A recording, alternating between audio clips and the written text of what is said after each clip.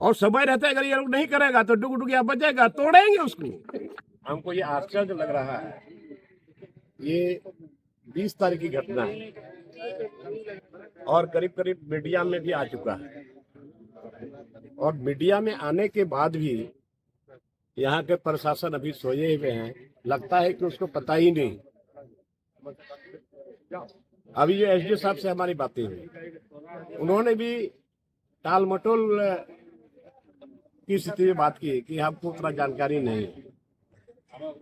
उसके बीच में 20 तारीख को प्रतिमा तोड़ा गया अमर शहीद बाबा तिलका मांझी का। उसके बगल में पूजा पाठ करने के लिए मंदिर भी बनाया गया है।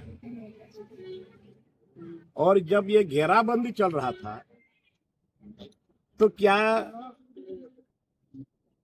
ये प्रबंधन के लोगों को पता नहीं था क्या कि यहाँ पर स्टेच्यू है, यहाँ पर मंदिर है? तो फिर इसको घेरने का क्या उचित? घेराबंदी उन लोगों ने कर लिया, प्रशासन को भी नहीं पता चला। और ये भी जान करके हैरान लग रहा है कि उसी बीच में 9 कट्ठा जमीन यहाँ के आदिवासियों का जमाबंदी जमीन भी है। इनको पूछा तक नहीं गया, इनको नोटिस तक नहीं दिया गया। ये इस तरह का मनमानी माने प्रशासन के नाक के नीचे, आंख के नीचे हो रहा है। और अभी हम लोगों को स्टेच्यू बनाने के लिए हम लोग को भीख मांगना पड़ रहा है। कितना शर्म की बात। ऑलरेडी बना बनाया हुआ स्टेच्यू, उसका पेडेस्टल के ऊपर में पूरा तीर धनुष के साथ में, अभी फोटो हमने देखा उसका, और अभी छत विछत पड़ा हुआ है जैसे लोगों का कहना है। और केंद्रीय विद्यालय के प्रबंधन का कहना है कि हमको पता ही नहीं। तो बिल्कुल यहाँ पर तानाशाही हुआ है, और उस तानाशाही को हम लोग चुटकी भर में समाप्त करेंगे। मजाक समझ के रखा है। अरे प्रशासन को ये पता नहीं कि कितना जमीन घेरा जा रहा है। उस जमीन के अंदर में जमाबंदी जमीन है, उस जमीन में वहां पर स्टेच्यू खड़ा है, वहां पूजा स्थल के लिए जमीन खड़ा है। तो फिर इन लोगों को पता ही नहीं, उसको घेर के रख दिया। मैंने मानवता नाम का कोई चीज है ही नहीं। जो चाहेगा प्रबंधन वही होगा क्या? 20 तारीख की घटना है, अभी तक किसी को पता नहीं, कोई इसमें बोलने के लिए तैयार नहीं है, कोई कार्रवाई नहीं हुई।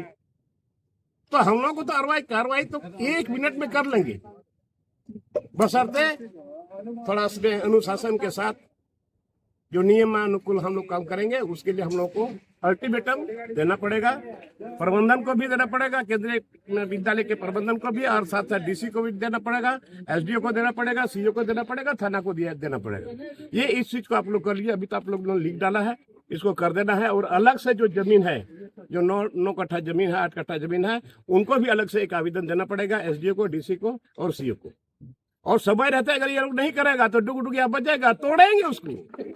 क्या समझ की बात है? तुम गैर कानूनी तरीके से तुम अपना समझ रहे, तो मेरा तो जमाबंदी जमीन में कानूनी रूप से हम उसको अपना हथियार कर सकते हैं। तो इसमें हम सारे लोग देखने के बाद, सुनने के बाद भी अगर हम लोग चुप रहेंगे तो कुछ नहीं ले सकेंगे। अधिकारी के लिए तो लड़ना पड़ेगा। सरकार के बारे में तो आपको अमित जी ने बता ही दिया कि सरकार बता दे यहाँ के आदिवासी, यहाँ के मूल वासियों के लिए क्या किया। एक किया मैया योजना की, तो मैया योजना से यहाँ पर काम चलने वाला है,